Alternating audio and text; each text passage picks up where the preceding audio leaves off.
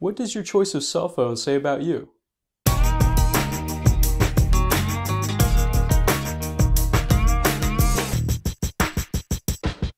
Smartphones have become a necessity, with over 58% of people in America owning one.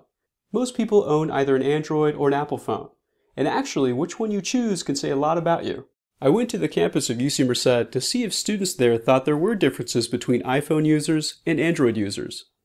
Oh, perfect. You already have your cell phone out. iPhone 6. I have an iPhone, but I don't like iPhone. It's a Galaxy S5. I kind of had to get an iPhone because they didn't have the Samsung Galaxy that I wanted. Now, what if I told you guys that people who choose iPhones are significantly different in lots of ways than people who pick Android phones? So I don't know, the Android probably going to be your typical computer science major or person who's like really tech savvy. It's easier to share things with friends and be like all social with an iPhone to me. So do you think iPhone users are more sociable and easier going and just people that you want to hang out with more than these weird Android people over here?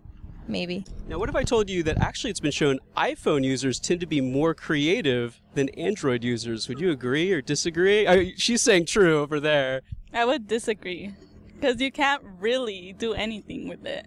Everyone who has an iPhone is the same thing, I have the same phone, So you're saying iPhone users are like all zombies that just mindlessly... Yes, they're all the same, and then Android users. Phone covers, there's different wallpapers, there's different backgrounds you can make, and then there's these little apps that you can make cool stuff with. It's clear people are passionate about their phones, but let's see what the science has to say about it. Recently, Hunch, a web marketing company, surveyed almost 16,000 users of Apple and Android devices, and they found some pretty stark differences in personality. For one, Apple users tend to be higher in openness to new experience. This is one of the 5 factors that most psychologists use to measure a person's personality. People high in openness tend to be progressive thinkers. They like thinking about new ideas, traveling around the world, learning about different cultures. They also tend to be politically liberal, hence politically progressive. And one of the well-known correlates of openness is intelligence or IQ. People who are higher in openness, who like new ideas, investigating new theories, tend to also be higher in intelligence.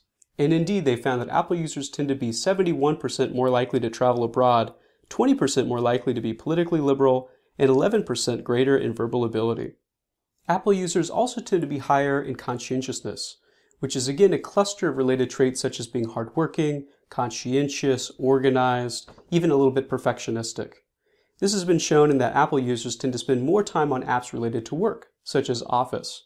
They also tend to have more email addresses related to work and school. A strong correlate of high conscientiousness is a high income. And in fact, Apple users were 76% more likely to make an income of over $200,000 a year compared to Android users. Another factor with a big difference was extroversion.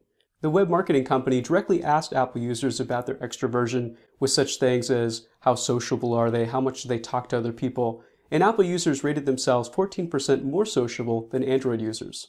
One correlate of extroversion is being a leader, and in fact, Apple users were 27% more likely to rate themselves as leaders, and Android users were 71% more likely to describe themselves as followers. There have also been other recent marketing studies, though not quite as big, that also corroborate these results. For example, a study by TalkTalk Mobile of about 2,000 users found that iPhone users tend to rate themselves as more attractive, ambitious, well-traveled, and bright, thus clearly at least self-reporting as being more extroverted and open to new experiences. In comparison, Android users rated themselves as more creative, polite, shy, quiet, and more likely to drink and watch TV during their spare time. What's more interesting than these differences might be what phone companies start using this information for in the future. There was a recent study out last year that showed that just by looking at simple user data, like how much time was spent on certain apps and on the internet, on certain web pages, predicted these big 5 personality factors by about 76%. Just to put that in perspective, that's higher accuracy than most people can tell about the personality of close friends. These same researchers showed that by knowing people's personality, you can also be better at selling apps to them. For example, it might make sense for app developers to create different versions of the apps for Apple and Android users. Ones may be targeted at people who are a little bit more open to new experiences, extroverted, and others that would relate to people who are more introverted. So in the future, your phone companies and app marketers and developers are probably going to start getting to know you really well. And something tells me that's going to help them get to know your wallets even better.